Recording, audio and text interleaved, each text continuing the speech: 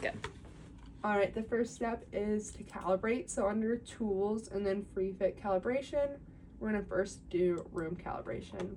So my patient is already wearing the collar and sitting the correct distance from the speaker.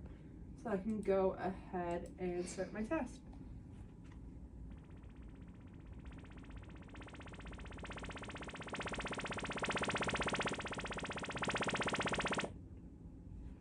Perfect, and that is all good to go. And while she's set up, I'm also gonna do the probe tube calibration.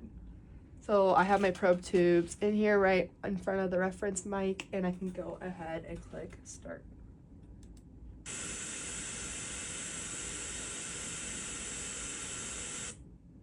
Perfect, that is all good to go. To begin RECD, we are first going to measure the coupler. So then I have this all set up here with my foam tip into that coupler, and then I can go ahead and click coupler response and then measure the left. All right, now we're ready to set up our patient. All right, my patient's all ready for RECD. I got that probe tube 2 to 5 millimeters away from her eardrum. And then I double checked that with otoscopy and then inserted the foam insert without disrupting the placement. Now that the coupler is already measured, I can just click ear response. All right, we are ready to speech map. All right, we're ready for speech mapping now, and I have that hearing aid in with the probe tube.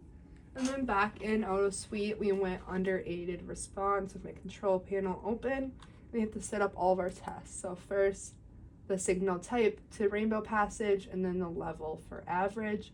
And then I did the same thing for soft inputs and loud inputs. And then lastly, that MPO is all ready to go. All right, and then I can go ahead and start with my average. When the sunlight strikes rainbows in the air, they act as a prism and form a rainbow. The rainbow is a division of white light into many beautiful colors.